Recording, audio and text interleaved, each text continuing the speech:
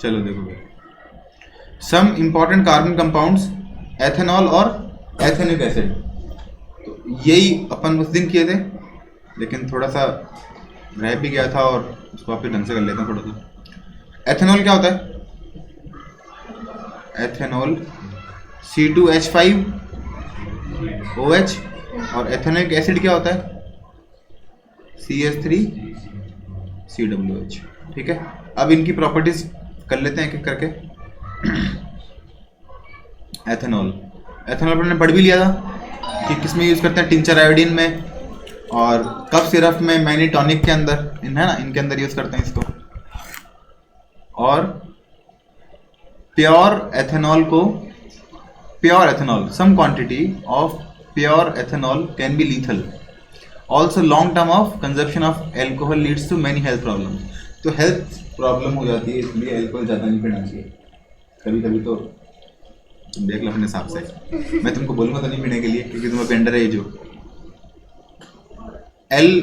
Ethanol, ethanol क्या है? CH3CH2OH या C2H5OH। ठीक है, सेकंड सीरीज में है, होमोलोगस की सेकंड नंबर पे है, होमोलोगस सीरीज के सेकंड नंबर। इसको अगर Na से रिएक्ट करेंगे तो H की जगह ले लेगा, H की जगह क्या आ जाएगा? Na, और क्या बचेगा? H2। इसको क्या बोलते हैं? Sodium ethoxide. H का मतलब 2 कार्बन, सोडियम पहले लगा हुआ ही है, सोडियम एथॉक्साइड। आगे अब है reaction to give unsaturated hydrocarbon. Unsaturated hydrocarbon का मतलब डबल बॉन्ड। तो अपने पास क्या है? C, सिंगल बॉन्ड COH, और यहाँ पे 2 बार H, यहाँ पे 3 बार H। तो क्या हुआ, अपन ने एक रिएक्शन किया कंसनट्रेटेड H2SO4 से। कितने डिग्री पे? 443 केल्विन पे। ये ध्यान रखना, साथ साथ ये भी जरूरी है। 443 केल्विन पे अगर एथेनॉल को हीट करेंगे, किसके साथ? कंसनट्रेटेड H2SO4 के साथ। और जो कंसनट्रेटेड H2SO4 है वो डिहाइड्रेटिंग एजेंट है, इसका मतलब पानी को वो सौंप लेता है। ठीक है, इसमें से पानी कम हो गया, H2O कम हो गया, क्या बच गया? ये H यहाँ पे आके C, डबल बॉन्ड C, यहाँ पे H, यहाँ पे H, यहाँ पे H, CH2 double bond CH2। और इसको अगर वापस क्या बनाना है? एल्केन बनाना है, तो क्या करेंगे? हाइड्रोजनेशन, प्लस H2 कर देंगे, और क्या बन जाएगा? C, सिंगल बॉन्ड C, और CH3। तब hydrogenation, addition reaction, hydrogen add कर देंगे। ठीक है, next properties of ethanoic acid. Ethanoic भी बोल सकते हैं इसको, और ये कार्बोक्सिलिक एसिड का पार्ट है। कार्बोक्सिलिक एसिड में सेकंड नंबर वाला, जिसमें 2 कार्बन होते हैं। अगर 1 कार्बन है तो मैथेनोइक, 2 कार्बन है तो एथेनोइक, 3 कार्बन है प्रोपेनोइक। ठीक है ना, ओइक एसिड। तुमको बताया था ना एक बार, जब अपन एसिड बेस और सॉल्ट कर रहे थे, इसमें एंट स्टिंग है और न्यूट्रल स्टिंग है, फॉर्मिक एसिड। तो फॉर्मिक एसिड ही क्या है? मैथेनोइक एसिड, HCOOH, 1 कार्बन वाला, इसके बोलते हैं फॉर्मिक एसिड या मैथेनोइक एसिड, एक ही बात होती है। तो 5 to 8% solution of acetic acid, इसको एसिटिक एसिड भी बोलते हैं, ध्यान रखना भाई। एथेनोइक एसिड को क्या बोला जाता है? एसिटिक एसिड भी बोलते हैं। In water is called vinegar, vinegar तुम्हारे घर पे होता ही है। Is widely as a preservative in pickles. The melting point of pure ethanoic acid is 290 kelvin. तो 219 में से अगर 273 कम कर दोगे तो क्या आ जाएगा? 17, और 273 कम कर दोगे आ जाएगा डिग्री के अंदर 17 डिग्री सेल्सियस। तो 17 डिग्री के ऊपर ये जम जाता है, इसलिए इसको बोलते हैं ग्लेशियर एसिटिक एसिड। ठीक है, hence it often freeze during winter and cold climate, this give rise to its name glacial acetic acid. ठीक है, तो अगर तुमसे ये पूछे कि विनेगर के अंदर कितना एसिटिक एसिड होता है? 5 to 8%। ठीक है, और हाउएवर अनलाइक मिनरल एसिड, तो जो मिनरल एसिड होते हैं ना, मिनरल एसिड जैसे HCl, H2SO4, HNO3, वो तो होते हैं स्ट्रॉन्ग एसिड, और ये क्या है? वीक एसिड है, विच आर कंप्लीटली आयोनाइज्ड। लेकिन कार्बोक्सिलिक जो एसिड है आर वीक एसिड। जब तुमको वीक एसिड पढ़ाया था, इसमें 2 नाम बताए थे मैंने तुमको, एक तो CH3COOH और एक H2CO3। Carbonic acid H2CO3 weak acid है, और एक CH3COOH ये वीक एसिड है। और स्ट्रॉन्ग एसिड कौन से बताए थे? HCl, H2SO4 और HNO3। ठीक है ना? ठीक, आगे देखो। अब एक एक्टिविटी क्या है, अपन ने एथेनॉल लिया और एसिटिक एसिड लिया, उनको आपस में मिला दिया, एसिटिक एसिड प्लस एथेनॉल। ऊपर जो दो पढ़ाए थे ना, एक तो एथेनोइक एसिड CH3COOH और एक एल्कोहल C2H5OH, इनको मिलाया। इनको मिलाने से इसका तो OH और इसका H मिलके क्या बन गया? H2O, और ये O इस O से मिल गया तो C2H5O, और फिर ये O CH3, ये इसको बोलते हैं एस्टर। ये क्या है? Ester. CH3 C double bond O, फिर O CH2 CH3, ये हो जाएगा एस्टर। एस्टर क्या होता है? Ester are sweet smelling substances, these are, जैसे इत्र वगैरह। हाँ, these are used in making perfumes and as flavouring agent on treating with sodium hydroxide. अगर इसको किसके साथ रिएक्ट करें? सोडियम हाइड्रोक्साइड के साथ। मतलब देखो ये क्या है? CH3 C double bond O, फिर O CH2 CH3, इसका रिएक्शन किससे करें? NaOH के साथ, सोडियम हाइड्रोक्साइड NaOH के साथ अगर रिएक्शन करेंगे तो क्या बनेगा? This reaction is known as saponification reaction. क्या है? और इसको खुद को क्या बोलते हैं? इस रिएक्शन को एस्टरिफिकेशन। ठीक है, ये तो है एस्टरिफिकेशन। और एस्टर से क्या बनता है? एस्टर को अगर NaOH से मिलाएंगे तो क्या बनेगा? सोप।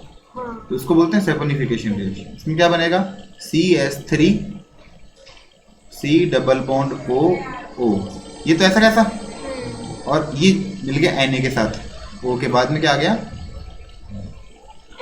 Na प्लस, और ये जो OH है, ये OH इसमें जुड़ गया इस वाले में, तो CH3 CH2OH। इस वाले की तरफ से क्या जुड़ गया? OH, और इस तरफ क्या जुड़ गया? Na। इस NaOH को यहाँ पे लिख दो और Na को इसके साथ जोड़ दो, CH3COONA प्लस CH3CH2OH। और ये जो चीज़ है, अगर यहाँ पे carbon chain, long carbon chain हो जाए, उसको बोलते हैं सोप।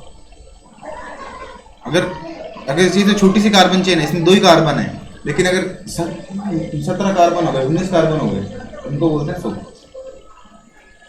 आगे देखो, ये क्या बन गया था इसके अंदर? C2H5OH और CH3COONA। आगे रिएक्शन विद द बेस, ये अपन ने कल भी किया था शायद। रिएक्शन विद द बेस किसका? CH3COOH का। तो ये जो H है, H की जगह तो कौन ले लेगा? Na, और ये H और OH मिलके क्या बन जाएंगे? H2O। तो CH3COONA plus H2O। How does ethanoic acid react with carbonate and hydrogen carbonate? देखो ये वाला है कार्बोनेट और हाइड्रोजन कार्बोनेट। अपन ने ये उसमें पढ़ा था, जब भी कार्बोनेट और हाइड्रोजन कार्बोनेट का नाम आ जाए तो CO2 निकलेगी, वो था ना acid base and salt. Acid base salt के अंदर मिल्की बना दिया था। तो जब भी कार्बोनेट हाइड्रोजन कार्बोनेट के साथ रिएक्शन करेंगे तब तो CO2 निकलेगी, और मेटल के साथ करेंगे एसिड प्लस मेटल H2 बनेगा। जैसे एसिड है HCl है, HCl प्लस मेटल है कोई Zn है, तो क्या बन गया? Metal salt ZnCl2 plus H2। ठीक है, लेकिन अगर यहाँ पे होता ZnCO3 तो क्या बनता? ZnCl2 ZnCl2 प्लस, अब CO3 है तो क्या बनेगा? CO2 plus H2। तो जब भी कार्बोनेट या बाइकार्बोनेट के साथ रिएक्शन करते हैं तो metal salt plus water plus carbon dioxide. तो इसमें क्या बनेगा? देखो अपने पास एथेनोइक एसिड है CH3COOH प्लस कार्बोनेट, तो कौन सा कार्बोनेट ले लें, जैसे Na2CO3 या NaHCO3। Na किसकी जगह ले लेगा, H की, और बाकी क्या बनेगा, पानी plus carbon dioxide H2O plus CO2, तो CH3 COONA plus H2O plus CO2। ठीक है, अगर ये यहाँ पे इसकी जगह ये होता NaHCO3 तो भी ये सेम ही बनता, क्योंकि Na इसकी जगह ले लेगा और बाकी क्या बन जाएगा CO2 प्लस H2O। अरे है ना, दोनों में सेम ही चीज बन रही है, H2O प्लस CO2, ये भी H2O प्लस CO2, बस ये अलग अलग है, बैलेंस करना पड़ेगा इनको, और तो कुछ नहीं है। अब है सोप्स एंड डिटर्जेंट। देखो सोप्स क्या होता है, एक सेकेंड, ये तो तुम्हारे ज्यादा इसमें दे नहीं रखा। अगर तुम्हारे पास ये है सोडियम और potassium salt of long chain carboxylic acid, क्या बोलेंगे, इसको याद रखो, छोटी सी चीज है क्या, सोडियम, सोडियम मतलब Na, और पोटेशियम सॉल्ट किसके, लॉन्ग चेन कार्बोक्सिलिक एसिड। तो लॉन्ग चेन का मतलब carbon carbon carbon carbon carbon, बहुत सारे कार्बन, कार्बोक्सिलिक एसिड का मतलब लास्ट में C डबल बॉन्ड O और OH, लेकिन H की जगह क्या आएगा, Na या K, क्योंकि उनके सॉल्ट हैं, तो लास्ट में क्या आ जाएगा Na प्लस, और ये वाला माइनस। इसको बोलते हैं long chain carboxylic acid of sodium and potassium salt. ठीक है, उसको बोलते हैं सोप। एक बार पढ़ लेते हैं, इस पर लगातार जो भी लिखा हुआ है। दिस एक्टिविटी, इसमें तो कुछ बताया ही नहीं, सेकंड देखो इसमें देख लो क्या लिखा हुआ है। Take about 10 ml of water in each of test tube, 2 test tube लिया और दोनों के अंदर 10-10 ml वाटर डाल दिया। Add a drop of oil on both the test tube and label them A and B, दोनों के अंदर ऑयल डाल दिया। अब एक दोनों को फिर वो क्या बोलते हैं, शेक किया। तो एक को तो शेक करेंगे सिर्फ ऑयल और पानी को ही, और एक के अंदर थोड़ा सा सोप डाल देंगे। सोप डालने के बाद में शेक करेंगे। जिसमें सोप डाल देंगे तो वो फिर वापस अलग अलग नहीं हो पाएंगे, पानी और ऑयल अलग अलग नहीं हो पाएंगे। इसमें सोप डाल देंगे, और जिसमें सोप नहीं डालेंगे उसमें तेल ऊपर आ जाएगा और पानी नीचे रह जाएगा। तो ए और B, to test tube B add a few drop of soap solution, किसमें, बी में डाल दिया। अब दोनों को शेक किया थोड़ी देर तक। अब ये पूछ रहा है कि किसके अंदर सोप और सोप कहेगा ऑयल और वाटर अलग अलग हो जाएगा, तो किसमें अलग अलग हो जाएगा, जिसमें सोप नहीं डाला है, क्योंकि पानी और तेल अलग अलग ही रहता है। तब तक जब तक उसमें सोप नहीं डाल दो, क्योंकि सोप किससे रिएक्ट कर लिया, ऑयल से। और इसी के कारण अपन सोप को यूज करते हैं कपड़े साफ करने के लिए। फिर कपड़े में जो भी डर्ट होता है ना, वो डर्ट का जो नेचर होता है वो ऑयली नेचर का होता है ना। जो डर्ट होता है वो किसका नेचर का होता है, ऑयली नेचर का होता है। और सोप है, सोप ऑयल से रिएक्ट कर लेगा, आपस में मिल जाएंगे और मिलके फिर उसको साफ कर लो। रगड़ना तो पड़ेगा ही, या फिर वॉशिंग मशीन काम आएगी, कुछ ना कुछ तो काम आएगा, या तो हाथ से करो या फिर वॉशिंग मशीन से करो।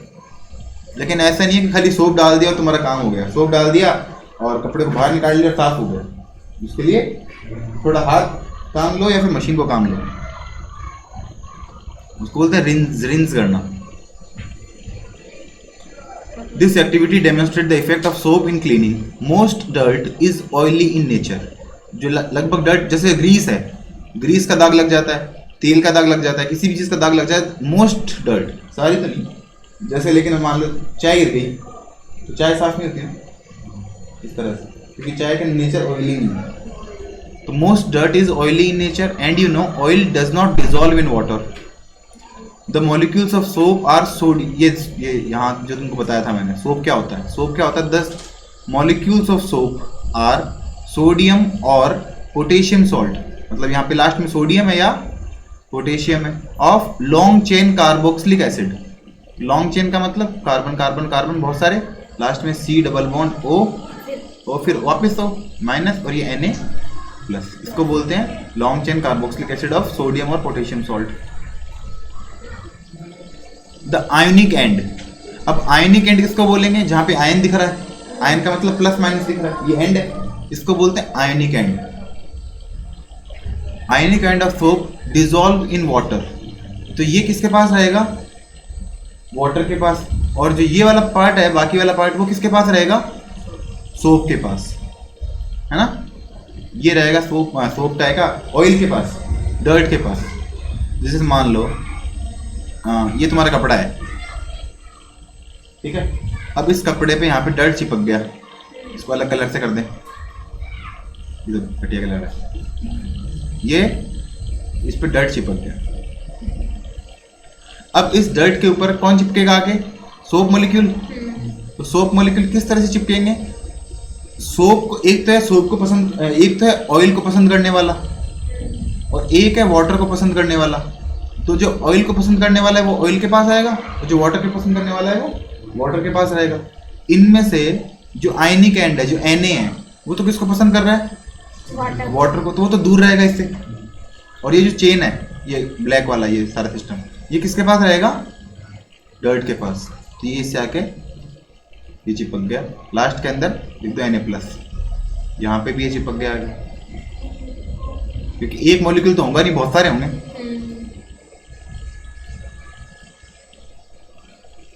अब ये बहुत सारे, इसको क्या चाहेंगे, ये से बाहर निकले, ये इसको साथ लेके जहाँ से आ रहे हैं, और साथ कब लेके जाएंगे, जब अपन इसको रिंस करेंगे, रगड़ेंगे, तो थोड़ा सा इसको करी खब्बी इसके साथ, तो थोड़ा सा ये अलग हो गया, है ना।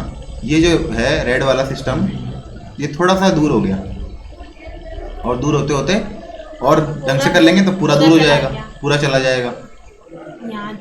तो अब जब ये बिल्कुल अलग हो जाएगा, आके बाहर आ जाएगा, इसको ऐसे लिख सकते हैं, ये बाहर आ गया, और इसके चारों तरफ लास्ट में Na+, चारों तरफ लॉन्ग चेन Na+, चारों तरफ लॉन्ग चेन Na+। अब ये जो शेप है, ये ऐसे ऐसा क्यों नहीं है कि चारों एक तरफ ही हैं, इस तरफ कुछ भी नहीं है, ये पूरे में क्यों होते हैं, और Na+, में गैप क्यों होता है, ये पास पास में क्यों नहीं होते, क्योंकि दोनों में प्लस प्लस है, तो प्लस प्लस का मतलब दोनों में क्या बोलते हैं उसको, अलग होने को अट्रैक्शन थोड़ी बोलते हैं, अट्रैक्शन का उल्टा रिपल्शन।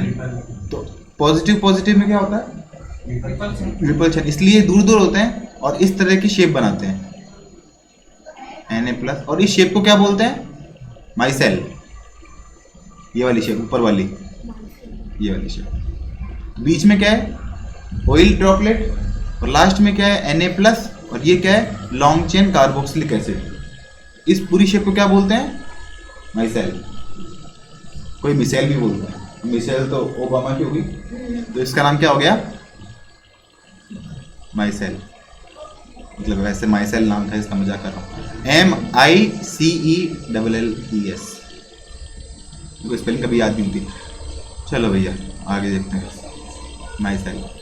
अब आगे, द सोप मॉलिक्यूल्स दस form structure called myself, figure देख लिया अपन ने, which one end of molecule towards the oil droplet. Oil droplet की तरफ कौन सा हिस्सा है, ये वाला लॉन्ग चेन कार्बोक्सिलिक एसिड, और जो आयनिक एंड है वो किसके पास है, पानी के पास। और जो जिसको पसंद करता है उसको बोलते हैं, जैसे मान लो ये जो चीज़ है, ये पानी को पसंद कर रही है, इसको बोलते हैं हाइड्रोफिलिक। फिलिक मतलब पसंद करना, हाइड्रो मतलब पानी, तो पानी को पसंद करना मतलब हाइड्रोफिलिक। और ये पानी से दूर होती है, इस तरफ वाली हाइड्रोफोबिक। ये वाला एंड है, ये हाइड्रोफोबिक और ये हाइड्रोफिलिक। तो जो हाइड्रोफोबिक एंड है वो ऑयल को पसंद करता है, इसलिए वो ऑयल के पास चले जाता है। Ionic end faces outside, ionic end दूर होता है। This forms an emulsion in water and the soap micelle thus help in dissolving the dirt in water and we can wash our clothes clean. यही है बस। इसकी एक video भी दिखा देंगे तुमको 2 मिनट का, अभी 2 मिनट के अंदर बाद में, है ना। तो ये आगे इसके पास पकड़ने के लिए, है ना। अब ये जो एंड है ब्लैक वाला, ये कौन सा एंड है? आयनिक एंड, Na+ है यहाँ पे या K+ है यहाँ पे, ये जो ब्लू ब्लू ऊपर ब्लू ब्लू ऊपर दिख रहा है। और ये व्हाइट वाला वो कौन है? वो लॉन्ग oil- चेन, ये वाला है लॉन्ग चेन कार्बोक्सिलिक एसिड। तो ये आके इसको पकड़ लिए, और पकड़ के इसको खींच रहे हैं, दूर कर रहे हैं। ये तो क्या कर रहे हैं, अपन ही कर रहे हैं, और फिर ये दूर हो गए, हाँ और फिर ये पूरे पे अटक गया आके। हाँ अब इसको अलग अलग नहीं कर सकते अपन, ऐसा नहीं कि ये सोप मॉलिक्यूल जो काम आ गए वो वापस काम नहीं आ सकते। मतलब जो सोप है वो डर्ट की चिपक गया, तो अब उस सोप को वापस काम नहीं ले सकते अपन, वो खराब ही होगा। ठीक है, तो these molecules have a unique orientation, इसको बोलते हैं ओरिएंटेशन। जो ये शेप बना दिया ना, जो यूनिक है, unique orientation that keeps the hydrogen portion out of the water. This is achieved by forming clusters of molecules in which hydrophobic tails are in interior of the cluster. ये तो hydrophobic तो अंदर होता है interior, और बाकी क्या होता है आउटर एंड, आयोनिक एंड होता है वो बाहर होता है। This formation is called micelle. Soap in the form of micelle is able to clean, since the oily dirt will be collected in the center of the micelle stay in the solution as a colloidal and will not come together to precipitate because the ion repulsion. Thus the dirt suspended the micelles is also easily rinsed away. The soap micelle are large enough to scatter light. अगर तुमसे ये पूछे कि जो soft solution होता है, देखो 3 तरह के सॉल्यूशन होते हैं, एक तो ट्रू सॉल्यूशन, एक कोलॉइडल, और एक और नाम होता है वो पता नहीं कौन सा नाम होता है। तो ये कौन सा सॉल्यूशन है? सॉफ्ट सॉल्यूशन, कोलॉइडल सॉल्यूशन है। मतलब अगर तुम इसके अंदर लाइट मारोगे ना, तो तुमको वो लाइट की डायरेक्शन दिखेगी। अगर तुम इसमें पानी में क्या मारोगे है? ना, नॉर्मल पानी में तुम लाइट मारोगे तो तुमको पता नहीं चलेगा लाइट कहाँ से जा रही है, लेकिन कोलॉइडल सॉल्यूशन के अंदर तुमको लाइट जाती हुई दिखेगी। जैसे तुम मान लो, जैसे साबुन वाले पानी में, हाँ साबुन वाले पानी में अगर तुम लाइट मारोगे ना, तुमको लाइट दिखेगी, तो लाइट का रास्ता दिखेगा जाता हुआ। हाँ, अरे जैसे मान ले चद्दर है या फिर कंबल है, उसको तुम झाड़ दो और फिर टॉर्च मारो, तो तुमको रास्ता दिखता है ना, लाइट का रास्ता दिखता है, तो वैसे वो रास्ता दिखेगा। ऐसे नहीं दिखेगा वो, हाँ चौक के पाउडर मान ले, तो उसमें रास्ता दिखता है। ठीक है।